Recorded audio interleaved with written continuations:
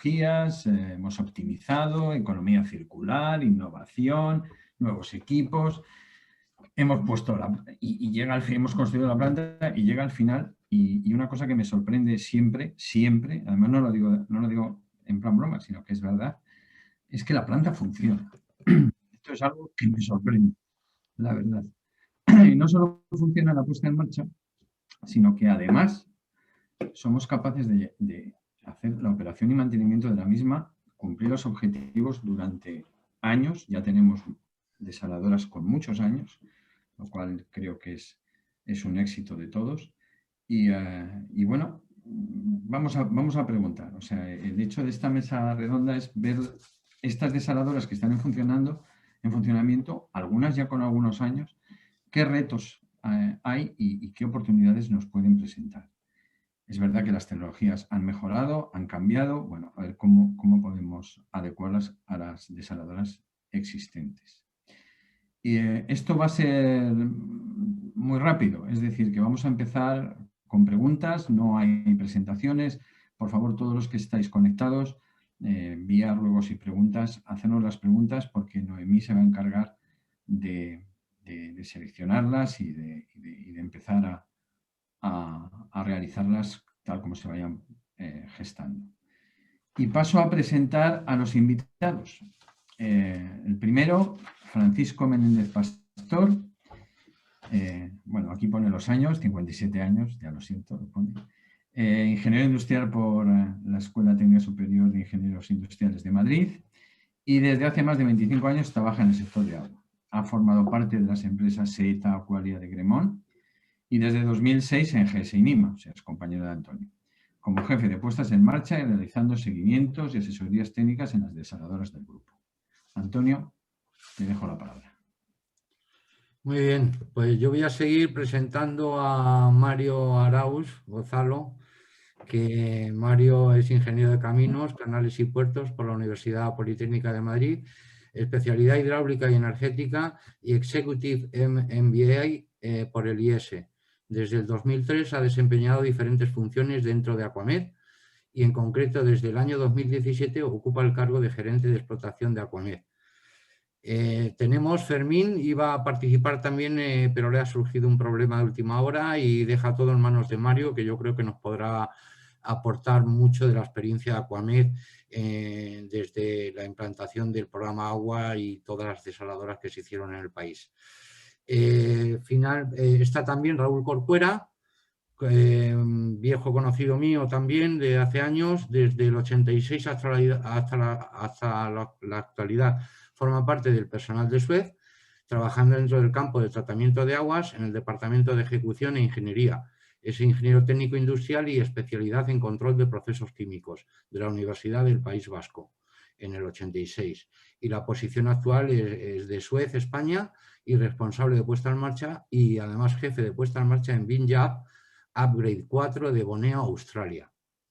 Y finalmente tenemos a Alejandro Beivide, compañero también de Alejandro, del otro Alejandro Zarzuela, del moderador, que es ingeniero en automática y electrónica industrial, con 19 años de experiencia en automatización, control y puesta en marcha de instalaciones industriales, máster en eficiencia energética y energías alternativas y PDD en IES. Los últimos 16 años involucrados en proyectos internacionales de desalinización, agua potable y residual, y se unió a Acciona hace 17 años. Durante este tiempo ha estado desarrollando proyectos en diferentes puestos como gerente de mantenimiento, ingeniero de automatización y control y desde el 2017 como director de automatización y control en Acciona Agua. Actualmente ocupa la responsabilidad de director de transformación digital de Acciona Infraestructuras. Y a continuación, pues para abrir ya el debate y empezar un poco con las preguntas, pues la primera pregunta que haríamos es relativa a cómo creéis vosotros, esta va más orientada sobre todo a Raúl y a Fran, que puede contestar cualquiera de los dos, cómo se resuelven las diferencias de criterio que en muchas ocasiones surgen entre las instrucciones que da la parte de diseño de ingeniería el propio equipo de puesta en marcha y luego el operador final de la instalación, que siempre hay ahí un ten con ten, ¿no?, entre esas instrucciones de uno a otro y del otro al siguiente. Pues cuando queráis, Fran, mismamente, si quieres empezar. Hola, bueno, lo primero, buenas tardes a todos y agradecer la invitación a la mesa redonda. Pues en cuanto al tema de cómo se relaciona uno con lo que sale de ingeniería, con lo que llega a esa planta y con lo que te encuentras y el cliente, pues muchas veces con muchas dosis de imaginación, ¿no? Y paciencia y, bueno, pues saber intentar compatibilizar todos los criterios, ¿no? Bueno, dependiendo, no es una cosa complicada, pero dependiendo también del país en que esté, sí que se puede complicar, ¿no? Por la diferencia de culturas, por la diferencia de entender la manera de entender las cosas, ¿no? Entonces no es lo mismo trabajar en un país como puede ser en Estados Unidos o en Chile que trabajar en un país del norte de África, ¿no? Que llevan otros ritmos de trabajo y otra mentalidad, ¿no?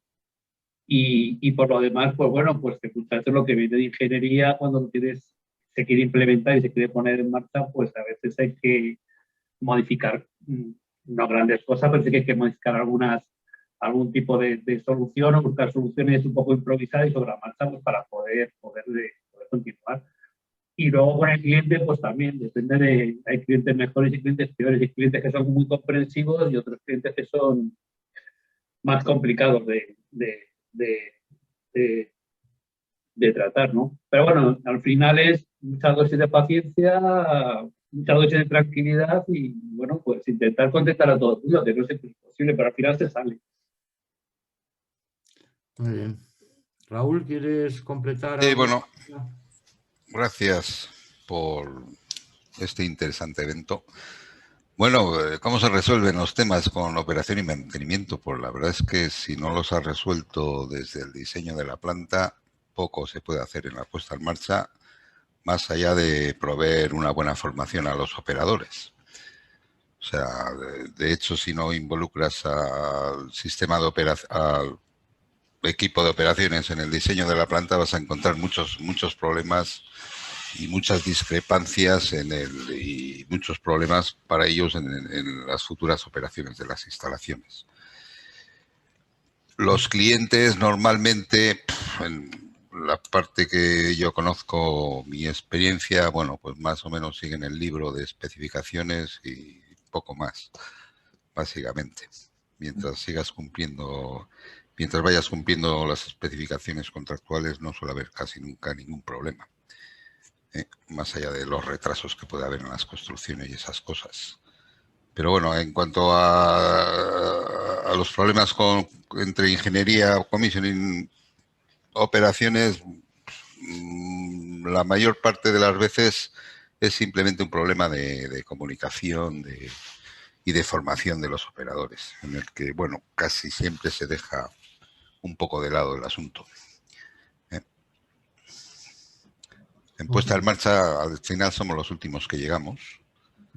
La planta ya se ha diseñado, aportamos nuestras cosas en la mayor parte de los casos para simplificar la operación de las plantas, porque muchas veces complicamos las cosas de manera exagerada. Y bueno, pues es un poco el día a día. Vivir el día a día también y apoyar, o sea, al principio mucho al equipo de operación, claro. Muy bien. Bueno, ahora vamos a cambiar un poco de tercio, si os parece, con el tema de, hombre, un poco, yo creo que hablaremos a lo largo de la mesa redonda con lo nuevo, con la denominación, la de la Next Generation y todo eso, que siempre me suena una canción, lo que pasa es que no recuerdo quién la cantaba. Con el tema nuevo, a ver si va a haber fondos o no va a haber fondos. Mario, ahí te pregunto, ¿va a haber fondos para la desalación o no? Y también para el tema de la digitalización, es decir, siempre se ha hablado de que estos fondos van a ir muy encaminados hacia la digitalización de las plantas. Bueno, pues os pregunto a Mario y a Alejandro, ¿va a haber fondos? ¿Va a haber fondos para digitalizar? Y Alejandro, esa digitalización, ¿cómo la vamos a gestionar? Muy bien, si queréis empiezo. A ver, nosotros, bueno, primero, antes va a haber fondos, primero hay que ver para qué proyectos, ¿no? Va a haber fondos, ¿no? Es decir, los proyectos en los que está trabajando Aquamed en estos momentos y que sí que están incorporados dentro del programa de fondos, evidentemente todavía falta la última decisión de la Comisión Europea, pero ya están incorporados en la lista de proyectos susceptibles de recibir fondos europeos. Son proyectos de diferentes proyectos de ampliación de las desaladoras que ha construido y que está explotando Aquamed en todo el Levante, ¿no? Aquamed en estos momentos tiene proyectos en diferentes grados de avance y tiene además recursos financieros para acometerlos sin necesidad de esos fondos, pero si vienen esos fondos, ya digo que están inscritos dentro del programa de fondos, pues nos supondrá tener mayor capacidad inversora en el futuro. Tiene proyectos para ampliar desaladoras por un importe de 115 millones de euros en estos momentos. Fundamentalmente son en las grandes desaladoras que venimos explotando en el sureste, ¿no? Aquí hay desaladoras cuyo destino es mixto, ¿no? Tanto abastecimiento como regadío, ¿no? Al final es lo que produce más volumen, ¿no? Entonces la respuesta por nuestra parte sí que está previsto que esos 115 millones de ampliación para desaladoras, aparte de otros proyectos ligados, es decir, depósitos, ampliación de redes de distribución, que también entrarían dentro del paquete de proyectos susceptibles de recibir fondos europeos, pero específicamente desalación, ampliación de capacidad de producción, sí que están incluidos en los proyectos de Next Generation de fondos europeos, ¿no? El motivo de la inclusión, no sé si estáis familiarizados, hay una serie de ejes para optar a financiación europea. Uno de los ejes en los que han entrado en estos proyectos son aquella línea de proyectos que está muy relacionada con la mejora de condiciones hidrológicas actuales, en concreto con la mejora de las masas de agua subterráneas en las cuales estos proyectos tienen su influencia, ¿no? Todas las desaladoras que explotamos tienen un beneficio claro y directo en la recuperación de masas de agua que estaban ya años atrás en unos estados de sobreexplotación completamente insostenibles, ¿no? Esos son los motivos principales por los que estos proyectos de ampliación de desaladoras van a ser, van a recibir a expensas de decisión final de comisión, pero ya están en la lista definitiva de fondos europeos. De acuerdo. ¿Y la digitalización, como supongo que también vendrá, porque ahora todo está digitalizándose? ¿Cómo lo ves, Alejandro? ¿Para las puestas en marcha es necesario? ¿Para la operación y mantenimiento, cómo lo ves? A ver, yo lo veo muy oportuno, lo veo muy necesario y además lo veo muy en el momento en el que estamos. Yo no hablaría de fondos de dinero para digitalización, para modernizar plantas. El concepto modernizar no me gustaría que lo aplicáramos.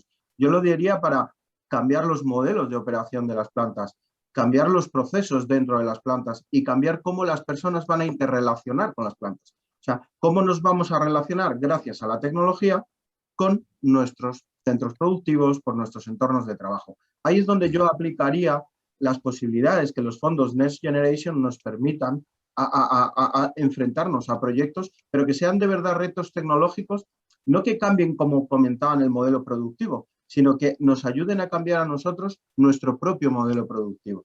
La digitalización en la puesta en marcha es que cambies la puesta en marcha, el cómo la haces, el cómo favoreces la conectividad remota para gestionar recursos a distancia y para que gestiones infraestructuras y procesos a distancia, con tecnología segura, con tecnología conectada, con la capacidad de desarrollar software, aplicaciones y sobre todo el conocimiento de la información en casi tiempo real.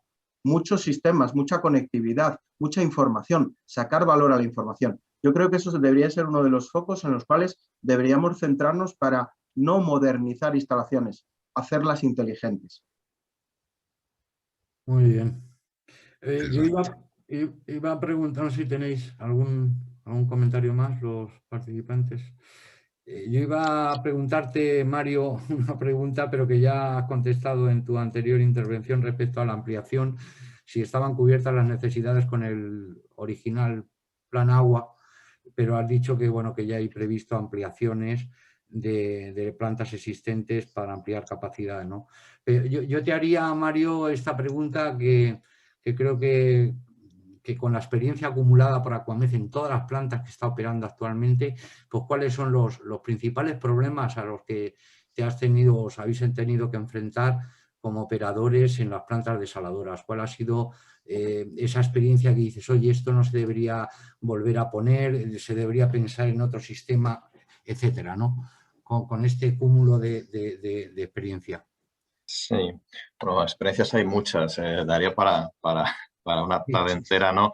Pero bueno, por resumir un poco, podríamos hablar casi de dos planos, ¿no? Es decir, un plano el que sería los problemas, quizá tenemos más como promotor de la instalación, ¿no?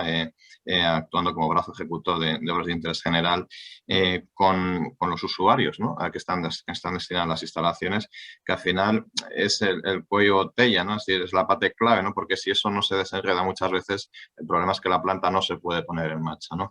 Entonces, eso a veces ha costado en instalaciones de nueva, porque prácticamente todas las desaladoras incluidas en programa agua, salvo alguna excepción, de plantas más antiguas, fueron de nueva construcción, ¿no?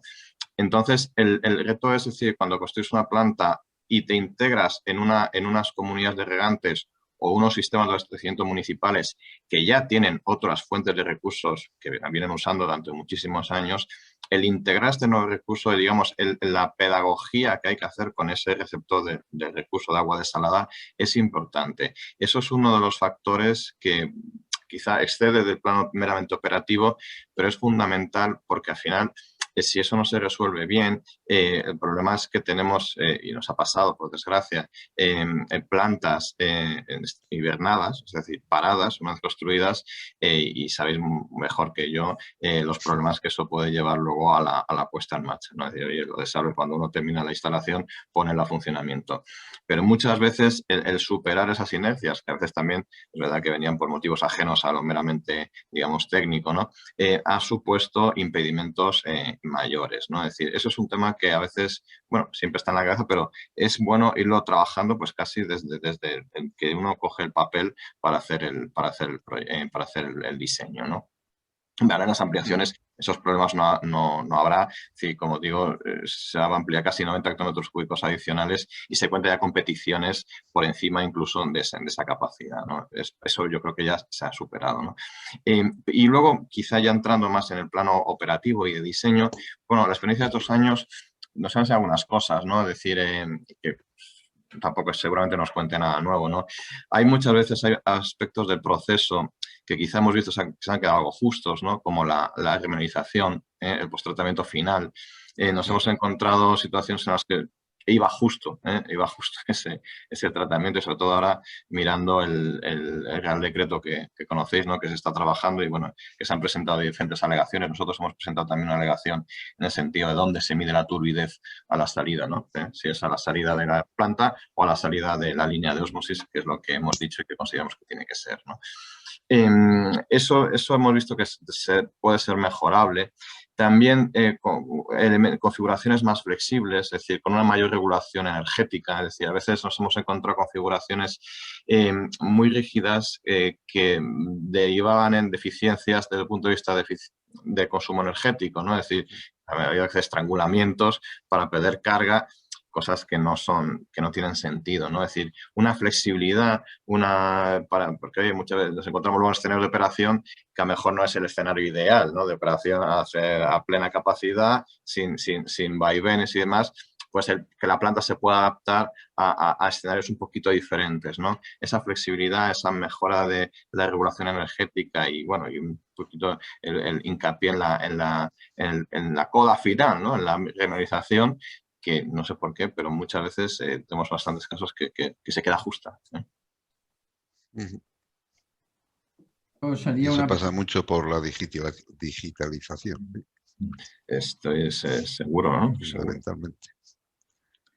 Pues yo os preguntaría también ahora, al hilo de la contestación de Mario y sobre todo a los que estáis en la puesta en marcha, y a ti también, Alejandro, en las puestas en marcha, ¿habéis visto, aparte de la falta de comunicación, lo cual es importante, ¿habéis encontrado algún error recurrente en todas las puestas en marcha que habéis realizado?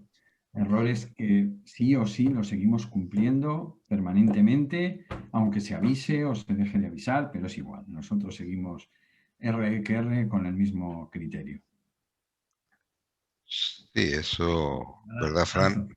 Sí, sí. Eso es lo que nos encontramos todas las mañanas al comenzar Yo con son cualquier algunos, prueba. no son muy graves, pero son recurrentes. Yo me los Sí, encuentro. Yo, una pelea que tengo, por ejemplo, con la gente que diseña en mi empresa, que son los puntos de, bueno, cuando vamos a medir la conductividad del agua de mar que entra a las membranas, bueno, pues no sé por qué narices se decide poner a la salida de los recuperadores de presión. Vamos a ver, si yo lo que quiero medir es la conductividad del agua de mezcla, pues con un tubito un poco más largo, bueno, pues esa es últimamente la moda. Entonces, como yo suelo ir a visitar las plantas un poco antes de la puesta en marcha para saber qué me voy a encontrar, pues ya te digo los cambios, ¿no?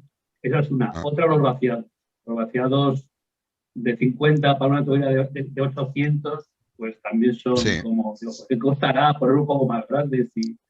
Porque es que no como tengas que vaciar un tubo, que suele ocurrir porque tienes que poner una tubería, porque tienes que hacer algo, al final aquello se aterriza, ¿no? Y luego tienes al lado una vocecita que suele ser el cliente o tu jefe de proyecto que te dice, ¿pero eso no está vaciado ya? Pues sí, pero pues es que tardamos en vaciar esto, no sé, 2 días. O no sí, poner una válvula en una impulsión, por ejemplo, no sé, en la última planta que yo he estado, pues directamente de la captación entraba a la ultrafiltración. No había ninguna válvula por el camino de aislamiento. Simplemente las válvulas de aislamiento de cada bomba, con lo cual si tienes un problema en un colector, que además estaba a una profundidad de 28 metros la captación con respecto a la planta, pues vaciar aquello, pues claro, vaciaba toda la planta.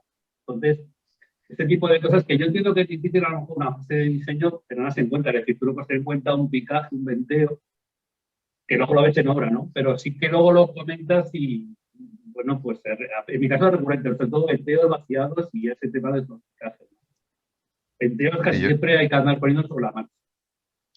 yo encuentro también otra cosa que es recurrente en casi todos los proyectos, y que es básicamente iba a decir, la cantidad de instrumentos que aparecen en determinadas zonas de la instalación, y la carencia de instrumentos donde realmente los necesitas. Y aquí siempre discutiremos de aquellos asuntos de qué es un sistema redundante, si cuando tienes que controlar la calidad de salida de agua de la planta y dónde necesitas poner un sistema redundante, dónde no. ¿eh? Más allá de poner transmisores de nivel en cada pozo, que muchas veces no sirven para nada. Pero bueno, con el tema de la instrumentación siempre tendemos a quedarnos cortos y reaccionar y poner el doble de instrumentación de la que realmente necesitas para Yo controlar la instalación, quería Yo, hacer un por comentario ejemplo. general desde la implantación de los sistemas ISO de control de calidad de proyectos y demás, Ah, y lecciones aprendidas que todos tenemos en nuestras empresas.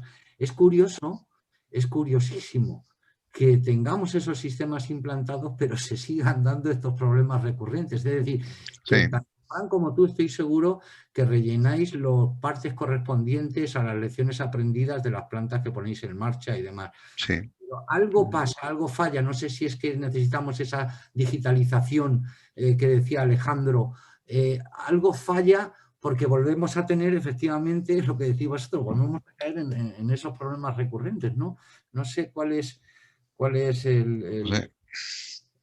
el Probablemente, perdona, no, sí. probablemente el problema de los sistemas de retorno de experiencia es que, bueno, pues sí, al final tienes ahí un enorme catálogo de incidencias mayores o menores, con consecuencias económicas o no, o simplemente cosas que se pueden mejorar, pero al final no hay nadie que procese toda esa información. Entonces, eh, llega el equipo cuando estás desarrollando la ingeniería. Yo no participo mucho en estas tareas, pero bueno, las sufro.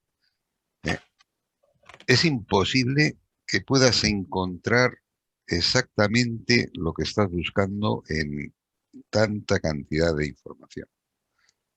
Entonces, bueno, pues al final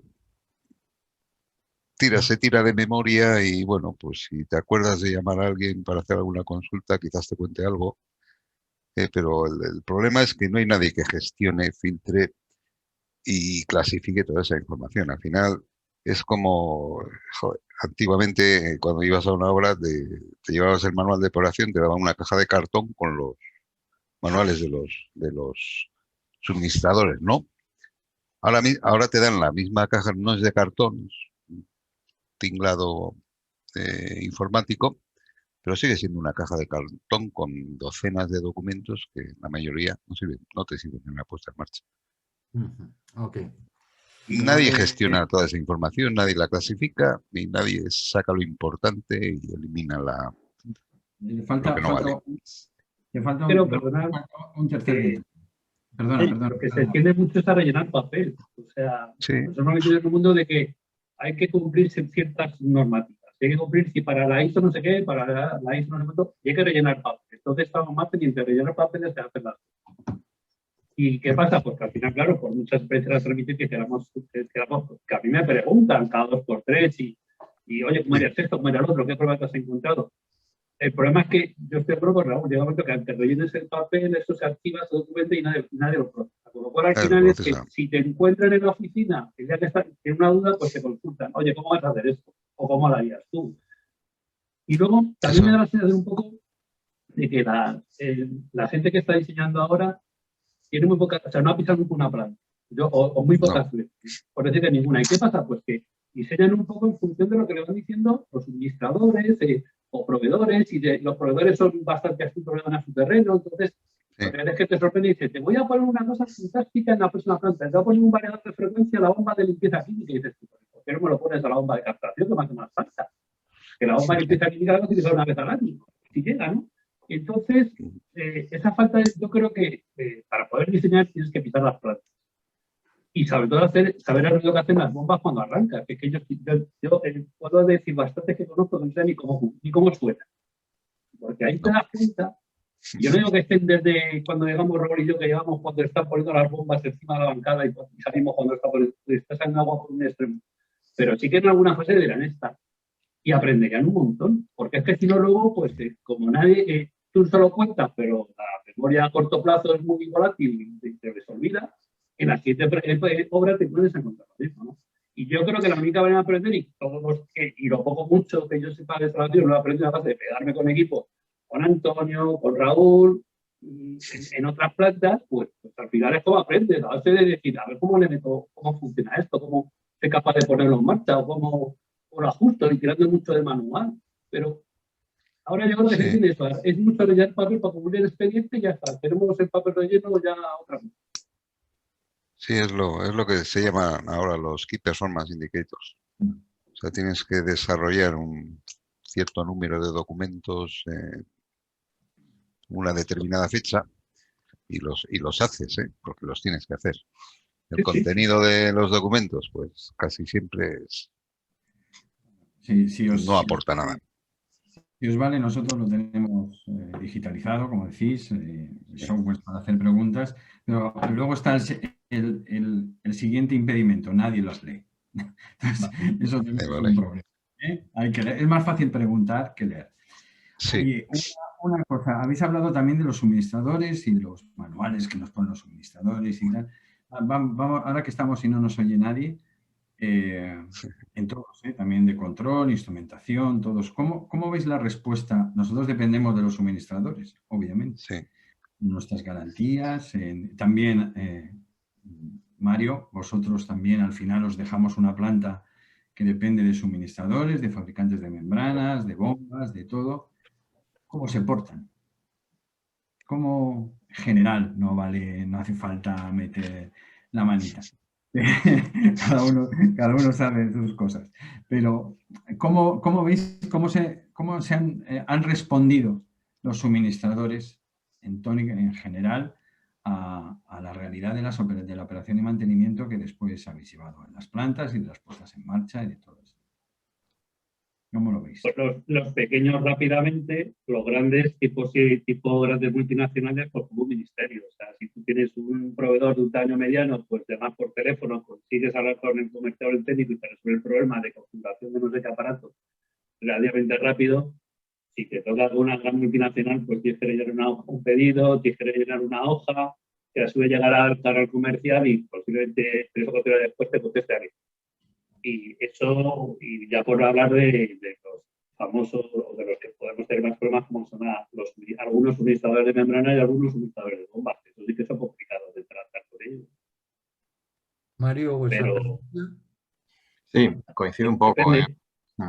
Coincido con la apreciación de Francisco, ¿no? Es decir, hemos tenido algunos problemas con algunos grandes suministradores de equipo de bombeo, incluso algún tipo de recuperado de energía, que sí que los tiempos de respuesta no han sido los deseables. Creo que tenemos todos la misma experiencia, sí. Y yo añadiría a veces que también puede basarse el tiempo de respuesta en la capacidad o el tipo de relación que has establecido con ellos. Nosotros hemos apostado algunas veces por el concepto partner, o no es un socio en la obra, pero es una relación a largo plazo, y a veces tienes otro tipo de reacción. No, quizás el acceso a la información pasa por acceder a la persona que sabe la respuesta, no acceder a la compañía que te va a ayudar. Y en eso sí que es verdad que puedes llegar a notar ciertas diferencias porque contactas con la fuente, la persona que puede tener la respuesta. Y a veces es el teléfono que cuando tú llamas te descuelgan y te dan el camino, te dan la vía. Ahí hay una fuente muy importante de información que quizás se base no en acuerdos de compras, sino en acuerdos de relaciones entre empresas. Pues sí. Okay. De Y acuerdo. respecto al tema, volviendo un poco a la digitalización, que es efectivamente un tema en el que estamos inmersos todos absolutamente, no solo en desalación, sino yo creo que en cualquier ámbito de la vida. ¿Cómo veis? Ahora mismo las plantas actuales son susceptibles de equipar con esta digitalización tanto nuestros PLCs, nuestros sistemas de escadas, las líneas de comunicación. ¿Veis factible eso o tendríamos que empezar de cero, digamos, en las nuevas plantas, en los nuevos, por ejemplo, Mario que va a hacer ampliaciones de las plantas ¿ya la equiparíamos o las anteriores también podríamos hacerlo? Las anteriores, por supuesto. Y las nuevas, por obligación, debería hacerse. Vamos, cualquier planta existente es susceptible de mejorar cualquier tema relacionado con el sistema de control, digitalización y operación remota. Cualquier planta. El operador tiene que sentarse a ver la película que está pasando enfrente de él, básicamente. Técnicamente es absolutamente posible. Los retos de la digitalización y la adaptación de sistemas de control, de procesos relacionados con CCMs, los retos están en cómo las personas quieren gestionar a partir de ese momento. No es un reto técnico. Podemos llevar señales eléctricas a la nube, se puede hacer. Tienes pasarelas de comunicación seguras y tienes entornos de control y computación que corren en la nube o que pueden correr en nuevos dispositivos en la planta al lado de los PLCs e incluso en muchos casos sustituir a los PLCs. Técnicamente es posible. Lo que tenemos que hacer es un plan de, sobre todo, el para qué queremos adaptar la planta a estos nuevos retos tecnológicos y, sobre todo, cómo vamos a trabajar luego. Nos vamos a fiar de sistemas de control avanzados, vamos a quitar a los operadores de la sala de control, les vamos a poner nuevas funcionalidades o les vamos a formar para que entiendan dónde están las nuevas capacidades. Eso quizás sean los verdaderos retos de la digitalización, no las capacidades técnicas que están bastante superadas. Ok. Sí, lo que para que yo quiera ver es decir, una vez esto que ahora estamos con el tema de la digitalización, es decir, ¿hasta qué punto queremos llegar de digitalizar una planta? O sea, ¿qué queremos? Que un poco lo que comentabas tú ahora, llegar a que vaya sola y que esté automáticamente sola y un señor sentado viendo, como dice la película, o queremos ir por el tema del consumo energético, queremos ir por intentar ver cómo conseguimos que las membranas duren más, queremos hacerlo todo. Yo creo que es por donde tenemos que, o por donde tiene que ir el tema, ¿no? ¿Qué es lo que se quiere que cada planta, qué es lo que quiere digitalizar o qué es lo que quiere optimizar, ¿no? Yo imagino que en el futuro, que no sé si nos durará 3, 4, 5, 10 años, pues imagino que las plantas serán pues autogestionables, es decir, bueno, te da una serie de datos metidos, tú le das los parámetros de funcionamiento y lo mismo que ahora ajustas 4 bazos de control, pues en el futuro pues imagino que esos bazos irán eligiendo el parámetro para funcionar de la manera más efectiva posible. Digo yo que podemos ir por ahí. Sí. Vale, oye, si os parece, damos paso a Noemí, por si acaso tiene alguna pregunta que nos haya hecho que quiera trasladarnos. Sí, mira, hay dos preguntas del público. Una de ellas era sobre los fondos de Next Generation, que ya lo ha comentado Mario. Y la otra iba encaminada a ver si podéis contar una buena experiencia y una mala en la puesta en marcha de una planta desaladora, pero supongo que en cada planta tendréis buenas o malas. O sea que voy a cambiar un poquito la pregunta y voy a decir que de las unidades funcionales, pues el bombeo del agua de mar, el pretratamiento, la ósmosis inversa, el posttratamiento, ¿cuál es la que más problema os da en una puesta en marcha? ¿Cuál es de los procesos es el que más problemas os dan habitualmente? Pues depende de la planta, cada una toca una cosa. O sea, en la última que yo he coincidido contigo, la cal, que es una cosa absurda y facilísima de poner, nos ha tenido un mes variado. Y era una cosa como muy sencilla, ¿no? En otras veces, pues, te lo he puesto ahí en bandeja para que lo cuentes. no, pues un sistema con un chico de cal, una cuba de preparación y un saturador y tres de los que estamos aquí en esta mesa nos hemos tirado un mes haciendo jareca. Bueno, uno se ha tirado haciendo jareca con un mes. Los demás ejecutando y despistados totalmente. O sea, no sabemos qué pasaba. Al final descubrimos un poco que el tornillo no dosificaba lo que tenía que dosificar, pero nos tuvo bastante tiempo. En otras plantas, pues no sé, a mí me han pasado muchísimas. Si me pongo a contar películas y batallas, pues nos tiramos teorías y realmente, bueno, pues no sé, yo generalmente casi siempre los problemas, pues generalmente con las bombas de alta presión, con los equipos que más problemas he tenido. Sí. Con la membrana. Y con la membrana también. Al final, tenemos una experiencia reciente aún. Al final sí. El tema de las membranas puede ser recurrente y problemático. Y luego, bueno, pues también tienes grandes experiencias con determinados sistemas de recuperación de energía.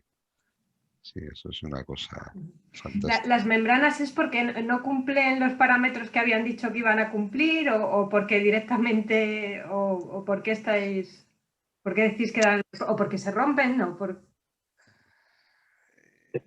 Es un poco todo. Al final los diseños van muy justos. O sea,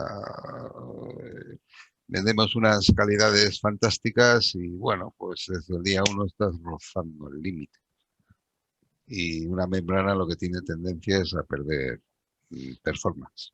Entonces, si consigues pasar las pruebas contractuales antes de que eso ocurra bien. Pero si se te alarga la puesta en marcha, pues sabes que no vas a salir de ahí. Pero bueno, hay problemas, o sea, no sé, y para mí es una cosa, bueno, todo el mundo quiere vender membranas y todo el mundo dice que su membrana es la mejor del mundo y la que mejor rechazo de sales tienes, en fin. Y realmente no es así. O sea, y luego, pues como siempre tendemos a optimizar los diseños, y los diseños se optimizan siempre quitando un poco de tiempo y quitando un poco de dinero en la ejecución, pues te encuentras con que estás rodando al límite. Cuando una planta nueva tiene que ser diseñada, bueno, al menos con ciertos años por delante de operación holgada, básicamente. Yo luego, añadiría... pues, perdón. No, lo iba a decir simplemente que... Y luego, pues, la puesta en marcha es como todo. Cualquier proyecto en el que has estado, el anterior proyecto es mejor que en el que estás ahora. Simplemente, es así. Yo añadiría un proceso que no tiene tanto glamour como los que estáis escuchando, pero levantar una red de comunicación. Levantar las redes de comunicación de las plantas genera muchísimos problemas porque muchas veces los sistemas de autodiagnóstico no te dicen dónde está el fallo. Entonces vas a ciegas y cuando vas a ciegas empiezas a probarlo todo. Y a veces te encuentras con que estás arrancando una planta y las fibras ópticas no están conectadas o hay tramos que no están conectados. Y ahí entra un poco el criterio de la persona que está, el criterio de diseño y el criterio del que lo tiene que arrancar. Que a veces alguien no considera tan importante que un anillo de comunicaciones esté cerrado, por ejemplo, cuando la configuración te dice que si no está cerrado no va a funcionar. Entonces tienes que empezar a hacer 1000 cambios, 1000 pruebas y hay muchas cosas que a veces se te complican. O sea, yo diría que uno de los principales retos que tanto personalmente como alguno de mi equipo o algún compañero ha tenido, es levantar la red de comunicaciones de plantas grandes. Sí, lo que pasa es que el problema es que muchas veces tienes que hacer todo a la vez. Es decir, cuando llegas a una planta, porque yo, por lo menos en mi experiencia en los últimos años, es tú cuando vas a hacer, y ver cuándo tienes que aparecer por aquí. Entonces tú das un salto a la planta y te dices, no, esto dentro de 2 meses lo tenemos preparado. Y tú ves aquello que está las bancadas, las bombas metidas en sus paredes, las membranas en una zampa a 2 horas de viaje. Y dices, tú en 2 meses esto no lo terminas, ni de broma, pero bueno, no sé, al final te sacas el billete, vas para allá. ¿Y qué pasa? Que empiezas a probar cosas, porque tienes que ir poco a poco empezando a hacer probaturas y pasando agua, empiezas, y efectivamente ves a la gente de la ciudad trabajando. ¿Qué ocurre? Que al final tienes que convivir con ellos. Entonces, a mí me encantaría que cuando yo llegara a las comunicaciones estuvieran probadas y a Raúl también. El problema es que muchas veces se va haciendo todo en paralelo. ¿Y qué pasa? Porque trabajar en paralelo con fibras ópticas, con comunicaciones, es muy complicado. Eso por la parte de nosotros que somos los que tenemos que programar esas actividades. Pero es que luego los que tienen que hacer esas actividades y los subcontratistas encargados de las comunicaciones es que tampoco vienen con unos medios a veces fantásticos, es que aparecen 2. Y entonces, claro, el que tira la fibra, en Argelia cuando pusimos la línea de fibra óptica, había un fusionador de fibra en toda Argelia. Pues tú calcula, cuando aparecía, claro, tenía que poner todas seguidas, porque si no, no se daba tiempo a hacer nada, había uno en toda Argelia. Entonces, yo estoy de acuerdo contigo, luego no comunican, luego hay problemas de comunicación, te cae la planta, esta es una prueba y de repente hay un disparo, es porque ha sido, esa es la peor circunstancia de muerte. Estás parado y por qué ha sido, ni idea. Y de repente al cabo de un día te dicen, ha habido un fallo en el nodo 33. Bueno, ¿y cómo se soluciona? Porque mi siguiente pregunta es cómo se soluciona eso. Hay que hablar de la firma. Volvemos a lo de siempre, que al final plazo de la obra es consumido por principalmente la ingeniería. La construcción no da más de sí, con lo cual se acaba el plazo y en puestas en marcha, pues la puesta en marcha al final se convierte en un milestone del proyecto de duración 0 días y presupuesto $0. Entonces, ¿cuándo poner la comunicación en marcha? Pues bueno, mira, probablemente vas poniendo en marcha según acaba de conectar el instrumento, el eléctrico, pues vas tú detrás a energizarlo y hacer las pruebas. ¿Qué es lo que suele pasar? Muy habitualmente, y eso es un grave problema de seguridad, porque al final hay demasiada cohabitación entre construcción, puesta en marcha y demasiados riesgos juntos. O sea que me dais la razón de que el que se ponga la planta en marcha es una sorpresa. Es una, que nadie muchas veces es un milagro, sí. Nadie me dice, ¿qué ha puesto en marcha? Y hemos pasado el test. Bueno, ya otra cosa. Y después ya llega la operación y a veces, Mario, pues funciona. No, a veces no sí. Y va más, incluso. Sí. Va más. Oye, pero una cosa, ya último, yo creo que último, si os parece, porque ya vamos muy fuera de tiempo. Yo creo que había una pregunta que era que si la realidad operativa de las plantas, la realidad, sé que habéis hablado de que, claro, antes en otras exposiciones, las plantas ya no funcionan en continuo, lo cual hemos tenido que aprender. Eso también ha sido una sorpresa. Bueno, pues resulta que hay que parar y las necesidades han cambiado totalmente y han pasado mucho tiempo paradas, no solo en España, sino en todo el mundo. Y tenemos ejemplos en Australia, por ejemplo, muy claros. Los criterios establecidos, ¿cómo han tenido que cambiar? Es decir, ¿cómo has tenido que cambiar a largo plazo con estas nuevas necesidades de suministro las plantas? ¿Se han comportado? ¿Han podido hacerlo? ¿No lo han podido hacer? Y algo que está ligado también a eso. Ya tenemos plantas muy mayores, son mayores. Yo no diría viejas, porque no son, pero ya llevan sus añitos, y hay algunas que todavía siguen con optimizaciones energéticas, por ejemplo, pues ya de modé, ya no hay. Claro, todas esas inversiones, ¿estáis pensando en algo o en algún momento se ha planteado que haya algo público o privado?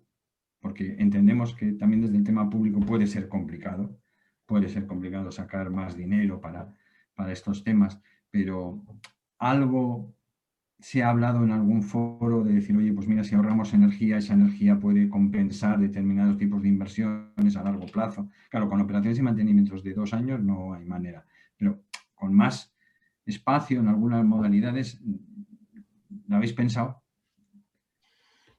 Sí, es algo que se le lleva dando vueltas desde hace tiempo, ¿no? O sea, la realidad física de las plantas es la que es. Efectivamente, hay plantas, conocemos todos aquí casos, que todavía tienen instalaciones completamente desfasadas, ¿no? Equipos completamente desfasados, ¿no?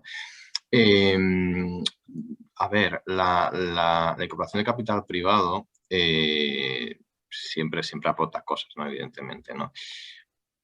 Es difícil encontrar, se están dando muchas vueltas, cuál podría ser el mejor modelo para una participación público-privada para esto que estáis comentando, ¿no? Para intervenciones, cambios puntuales en plantas ya existentes, ¿no? Es decir, se mira, se está mirando, bueno, oye, siempre puede dar más flexibilidad, ¿no? Pero realmente yo no sabría decir cuál es la mejor solución para incorporar o para montar tipo de colaboraciones. Hay un abanico importante de propuestas, pero yo no sé decir ahora cuál es la mejor. Es decir, pero sí, o sea, eso está ahí y también hay los nuevos fondos. Es una cosa que está ahora mismo muy en boga. O sea, decir, y que las plantas hay que volver a reinvertir en ellas es un hecho y ya estamos empezando a hacerlo ya. Es decir, eso es así, ¿no? E incluso a lo mejor en contratos largos sí que se dotan provisiones específicas para mejoras enfocadas, bueno, pues hay aspectos energéticos, eso se está haciendo, bueno, ese tipo de cosas, ¿no? Pero configuración de PPPs específicos, eso todavía está en conversaciones, todavía no. Por lo menos está en conversaciones, que eso está... Bueno, pues... Yo por lo menos desde alguna de las nuestras sí que hemos hecho mejoras y hemos introducido, como con el tema de los PIG, hemos introducido mejoras y hemos modificado sistemas para poder utilizar los PIG para limpiar los emisarios. O sea que yo creo que sí que se hace. Pero tiene que ser, claro, una planta que tenga mínimo 20 años. Si no, en 2 años no haces nada, básicamente. Muy bien. Pues Antonio, oye, si te parece, y Noemí, cerramos. Sí. Yo creo que cerramos porque nosotros éramos los últimos, íbamos con retraso, podíamos hacer muchísimas más preguntas que tenemos.